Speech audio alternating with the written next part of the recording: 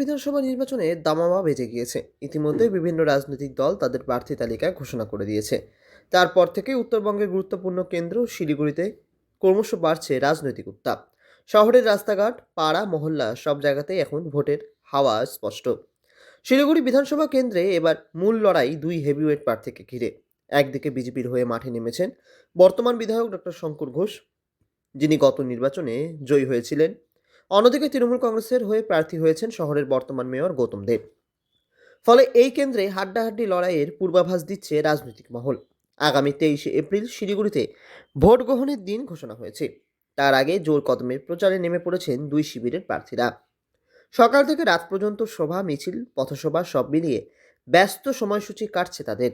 তবে প্রচারের ময়দানে সক্রিয় থাকলেও একে অপরকে বিশেষ গুরুত্ব দিতে নারাজ দুই প্রার্থী।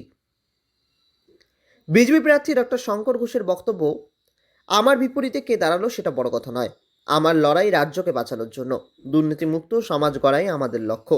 তার কথায় ব্যক্তিগত লড়াই নয়, বরং নীতির লড়াইয়ে তিনি বিশ্বাসী। মেয়র বলছেন কেন? আমি তো মেয়রের সাথে লড়াই করছি না। আমাদের এজেন্ডা অনেক বড়। পশ্চিমবঙ্গের মানুষ দ্বিতীয় শ্রেণীর নাগরিক হয়ে থাকবে না প্রথম শ্রেণীর নাগরিক হয়ে মাথা উঁচু করে বাঁচবে, সেটা ঠিক করতে হবে। Mayor K? মেয়র কি? আমি বারবার করে বলছি, মেয়রের সাথে শঙ্কর ঘোষের ব্যক্তিগত কোনো লড়াই নেই। এই লড়াই মাননীয় মুখ্যমন্ত্রী এজেন্ডা সেট করে দিয়েছেন, বলেছেন 1 মিনিটে 12 বাজিয়ে দিতে পারে। তো এবার ঠিক করতে হবে আমাদের, গৌতমবাবুকেও ঠিক করতে হবে যে গৌতমবাবু কি দ্বিতীয় শ্রেণীর নাগরিক হিসেবে বাঁচতে চান, কারণ গৌতমবাবুও তো ওই আমাদের একই কমিউনিটিতে বিলং করে। বলে এই প্রশ্নটা গৌতমবাবু। অন্যদিকে তৃণমূল কংগ্রেস প্রার্থী গৌতম দেব বলেন, আমি আমার নিজের স্টাইলে প্রচার করছি, প্রতিপক্ষকে নিয়ে মাথা ঘামানোর প্রয়োজন নেই। তবে আমি চাই শঙ্কর ঘোষ সুস্থ থাকুন, ভালো থাকুন এবং সত্যের কাছাকাছি থাকুন।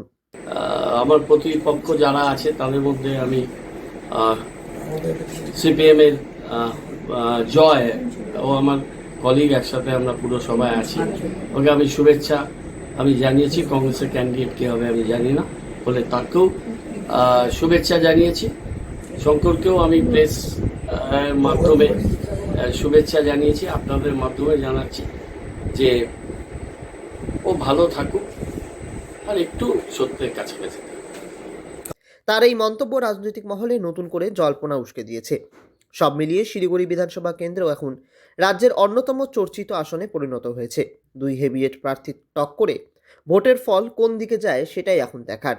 23শে এপ্রিলের রায় ঠিক হবে শহরের রাজনৈতিক ভবিষ্যৎ কোন পথে এগোবে। শিলিগুড়ি থেকে ঋত্বিক ভট্টাচার্যের রিপোর্ট, লোকাল 18 বাংলা।